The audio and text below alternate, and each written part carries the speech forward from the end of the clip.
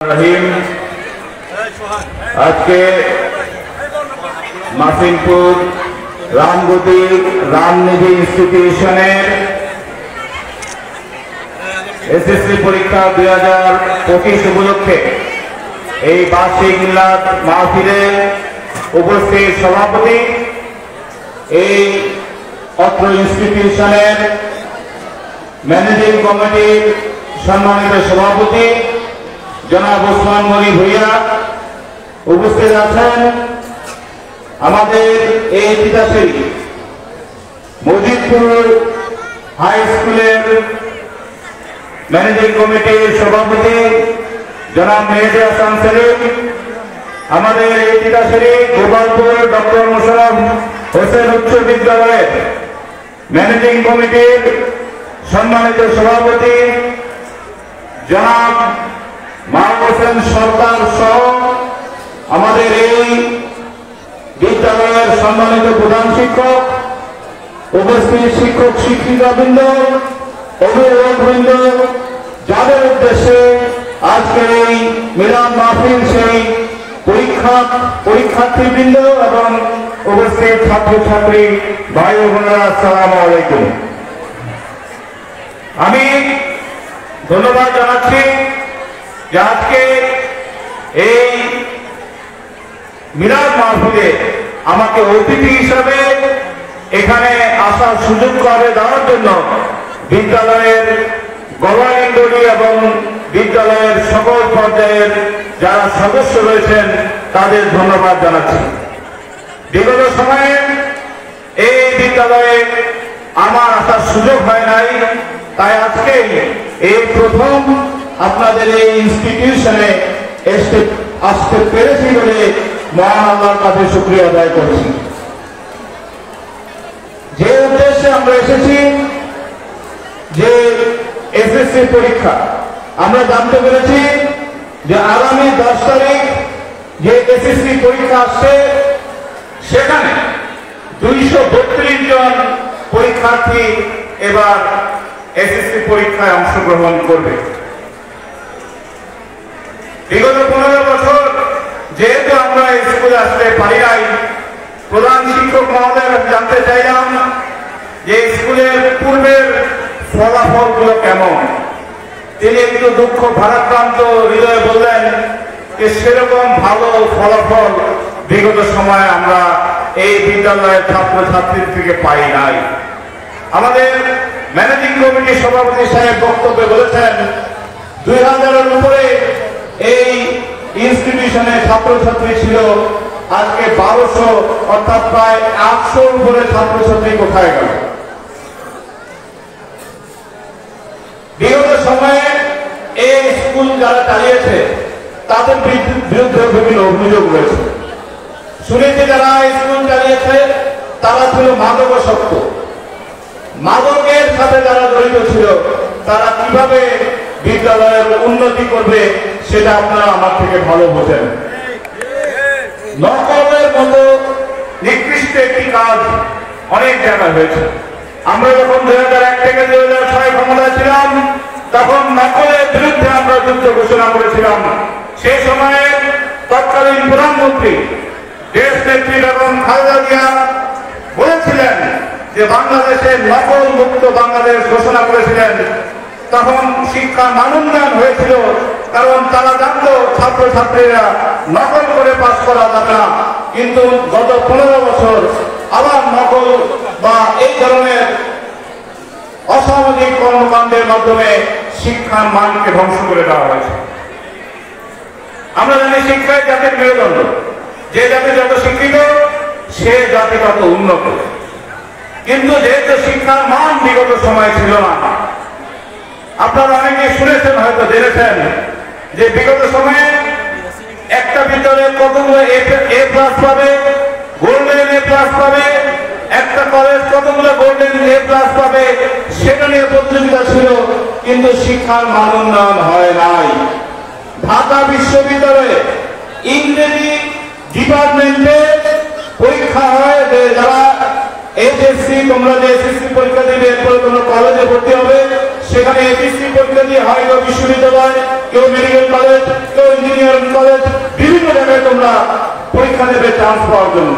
তোমাদের মধ্যে ছাত্ররা যারা ছাত্রছাত্রীরা এসএসসি করে এইচএসসি পরীক্ষা দিল, গোল্ডেন জিপিএ 5 পেল, গত বছরের ঘটনা, ইংরেজি ডিপার্টমেন্ট ঢাকা বিশ্ববিদ্যালয়ে পরীক্ষা দিতে গিয়েছে, তাদের রিকোয়ারমেন্টই ছিল গোল্ডেন জিপিএ 5 পেতে হবে। ভর্তি পরীক্ষা দিয়ে দেখা গেল একটা ছাত্রছাত্রীও সে ভর্তি পরীক্ষায় পাস করে নাই। এই গোল্ডেন জিপিএ 5 কেমন গোল্ডেন জিপিএ 5 ছিল গত 15 বছরে আপনারা বুঝতে পারেন। গোল্ডেন জিপিএ 5 পেয়েও ঢাকা বিশ্ববিদ্যালয় ইংরেজি বিভাগে ভর্তি পরীক্ষা দিতে গিয়ে একজনও পাস করে নাই। সেই বছর ইংরেজি বিভাগে কোনো ছাত্রছাত্রী ছিল না। এই ছিল সে সময়ের শিক্ষার মান উন্নয়ন। আপনারা অনেকে শুনে থাকবেন যে আমাদের দলের, আমরা যেহেতু বিএনপি করি, আমাদের দলের ভারপ্রাপ্ত চেয়ারম্যান জনাব তারেক রহমান 31 দফা রাষ্ট্র মেরামতের কর্মসূচিটি ঘোষণা করেছেন যে যদি বিএনপি জনগণের ভোট নিয়ে রাষ্ট্র ক্ষমতায় আসে তাহলে 31 দফা রাষ্ট্র সংস্কারের মাধ্যমে এদেশের মানুষের উন্নয়ন করবেন। সেখানে আমাদের সেই 31 দফার 25 দফায় বলা আছে চাহিদা ও জ্ঞান ভিত্তিক শিক্ষা ব্যবস্থা বাস্তবায়নের মাধ্যমে ভবিষ্যতের চ্যালেঞ্জ মোকাবেলায় সক্ষম শিক্ষিত জনগোষ্ঠী গড়ে তোলা হবে। শিক্ষিত জনগোষ্ঠী গড়ে তুলবেন এই চাহিদা ও জ্ঞান ভিত্তিক শিক্ষা ব্যবস্থা বাস্তবায়নে। বর্তমানে যেই শিক্ষা ব্যবস্থা রয়েছে শুধু মুখস্থ করেই পরীক্ষার হলে গিয়ে পরীক্ষা দেব, এই মুখস্থ বিদ্যা দিয়ে কিন্তু আসলে কোনো সময় একটি জাতি তার জ্ঞান ভিত্তিক গবেষণা ভিত্তিক শিক্ষা কোনো সময় অর্জন করতে পারে না। আমি দীর্ঘদিন লন্ডনে পড়াশোনা করেছি, এলএলবি অনার্স করেছি, এলএলএম মাস্টার্স করেছি, পিএইচডি করেছি। সেখানে পরীক্ষা দিতে গিয়ে দেখেছি যে কোন পরীক্ষাতে যদি মুখস্থ করে কেউ পরীক্ষা দিতে যায় সেখানে ফেল করা ছাড়া কোনো গতি নেই। কারণ মুখস্থ বিদ্যা দিয়ে কখনো কোনো জাতি সঠিক জ্ঞান অর্জন করতে পারে না। তাই আমাদের এই ধরনের শিক্ষা ব্যবস্থা, যে আমাদের দলের ভারপ্রাপ্ত চেয়ারম্যান তারেক রহমান বলেছেন যে চাহিদা অনুযায়ী জ্ঞান ভিত্তিক শিক্ষা ব্যবস্থা বাস্তবায়ন করলেই আমি মনে করি আমাদের শিক্ষা ব্যবস্থার অভূতপূর্ব পরিবর্তন হবে। আমরা জানি যে বর্তমানে ডিজিটাল বাংলাদেশ বর্তমানে রয়েছে, সবার হাতে একটা মোবাইল রয়েছে। সেখানে আমরা কেউ ফেসবুক চালাই, কেউ ইনস্টাগ্রাম চালাই, কিন্তু এছাড়াও কিন্তু এই মোবাইলের আমরা এই মোবাইলের মাধ্যমে অনেক ধরনের বেনিফিট পেতে পারি। সকলে যেমন গুগল বলতে একটা ওয়েবসাইট আছে, সেখানে একটা ওয়েবসাইটে গুগলের ভিতরে উইকিপিডিয়া বলতে একটা জায়গা আছে। পৃথিবীর এমন কোন জ্ঞান অর্জনের জায়গা নাই, এমন ইতিহাস নাই, এমন বিজ্ঞান নাই, ধর্ম নাই, এমন কোন জায়গা নাই যে এই উইকিপিডিয়াতে বলা নাই। এখন পড়াশোনা জ্ঞান অর্জনের একেবারে হাতের নাগালে, একবারে যেই বিষয় হোক না কেন সেখানে সার্চ করলে তুমি সেই বিষয়ে জানতে পারবে, এবং বইয়ে না পেলেও সেখান থেকে একেবারে রেফারেন্স সহ অনেক ধরনের কথাবার্তা, সেখানে ইতিহাস, সেখানে বিজ্ঞান, সমাজ বিজ্ঞান, রাজনীতি থেকে শুরু করে সকল কিছুই কিন্তু এখন হাতের নাগালে।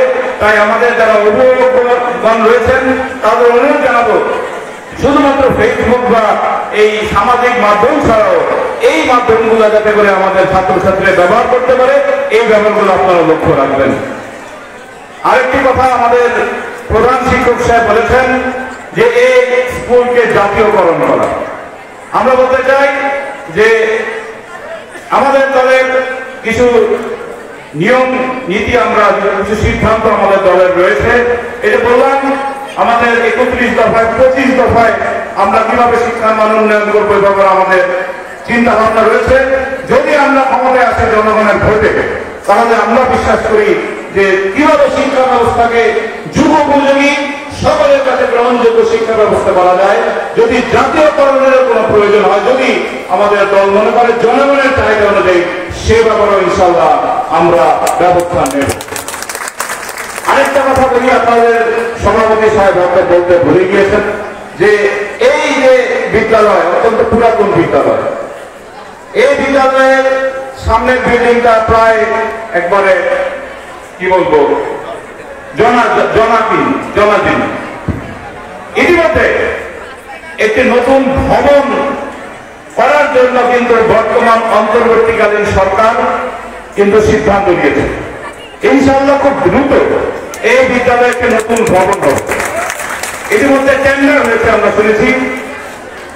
আমরা এই জন্য বর্তমান অন্তর্বর্তীকালীন সরকারকে ধন্যবাদ জানাই যে এই জায়গায় বিগত সময়ে উদ্দেশ্য প্রণোদিতভাবে যেখানে শিক্ষা মানোন্নয়ন করার কথা 15 বছর, সেখানে মানদণ্ডের কথা শিক্ষা ব্যবস্থাকে ভেঙে দিয়েছিল, সেখানে বর্তমান সরকার কিন্তু আজকে আমি মনে করি যে বর্তমান ফেসিস্ট মুক্ত পরিবেশে আজকে এই মাসিমপুর এই ইনস্টিটিউশনে কিন্তু নতুন বিল্ডিং করার জন্য ইতিমধ্যে অনুমোদন হয়েছে, টেন্ডার হয়েছে। আমার বিশ্বাস খুব শীঘ্রই এই বিদ্যালয়ে নতুন ভবনের কাজ শুরু হবে। আরেকটা আমাদের ম্যানেজিং কমিটির সভাপতি সাহেব বললেন, একটা দাবি করেছেন। আমরা জানি যে ইতিহাসে একটি কলেজ রয়েছে, গাজীপুর কলেজ। এটা আগে একটা বিদ্যালয় ছিল।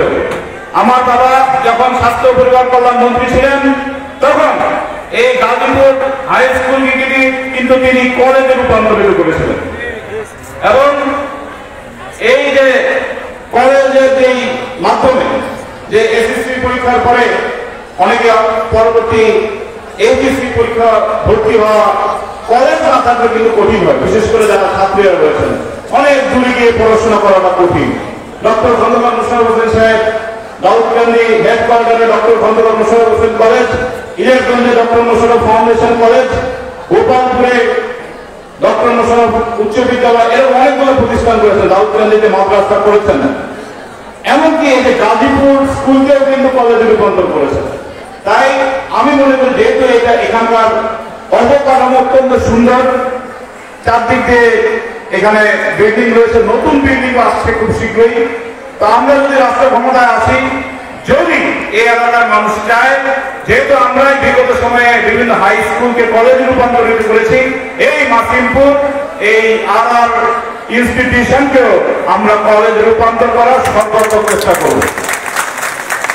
আমরা চাই শিক্ষার উন্নয়ন হোক, আমরা এদেশে মাদক মুক্ত, সন্ত্রাস মুক্ত, চাঁদাবাজ মুক্ত, শিক্ষিত বাংলাদেশ করতে চাই। সেই লক্ষ্যে আপনাদের কাজ করতে হবে। আর বেশি বক্তব্য না দাঁড়িয়ে যারা শিক্ষার্থী পরীক্ষা দেবেন তাদের অনুরোধ জানাবো, বিগত সময়ে তোমরা এই 6 বছর এখানে পড়াশোনা করেছো, শিক্ষক শিক্ষিক বৃন্দ অক্লান্ত পরিশ্রম করে তোমাদেরকে শিক্ষাদান করিয়েছে। তোমরা এই শেষ মুহূর্তে যে পড়াশোনাগুলো রয়েছে এগুলো করে তোমরা পরীক্ষা দেবে, এবং আমার বিশ্বাস তোমরা ইনশাআল্লাহ বিগত সময়ে যে রেজাল্ট এসেছে তার থেকে ভালো রেজাল্ট করবে। আমার বিশ্বাস ইনশাআল্লাহ আরো ভালো ফলাফল কিভাবে করা যায় এই ব্যাপারে আমরা যারা এখানে আমাদের ম্যানেজিং কমিটি রয়েছেন, অ্যাডহক কমিটি, তারা এই ব্যাপারে ব্যবস্থা নেবেন, এবং ভবিষ্যতে যে পূর্ণাঙ্গ কমিটি স্কুলে আসবে তারাও এই ব্যাপারে ভূমিকা রাখবেন।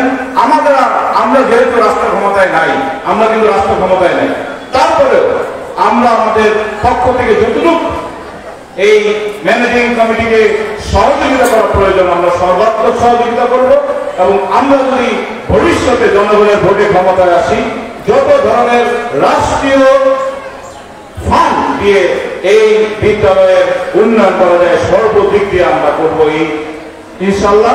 এই আশাবাদ ব্যক্ত করে, আমার বাবা দীর্ঘদিন অসুস্থ ছিলেন, পিতা যুবদলের প্রতিষ্ঠাতা বীর মুক্তিযোদ্ধা ডক্টর খন্দকার মোশাররফ হোসেন সাহেব, আপনারা সকলে দোয়া করেছেন। আমি আমার বাবার জন্য দোয়া চাই, তিনি যেন পূর্ণাঙ্গ সুস্থ হয়ে আবারও এই এলাকার মানুষের উন্নয়নে, ভাগ্যের উন্নয়নে তিনি কাজ করতে পারেন। সেই দোয়াতে সকল শিক্ষার্থীদের জন্য দোয়া করে আমার বক্তব্য শেষ করছি। আল্লাহ হাফেজ। বাংলাদেশ জিন্দাবাদ। মাসিমপুর রামগতি রাম নিধি ইনস্টিটিউশন জিন্দাবাদ।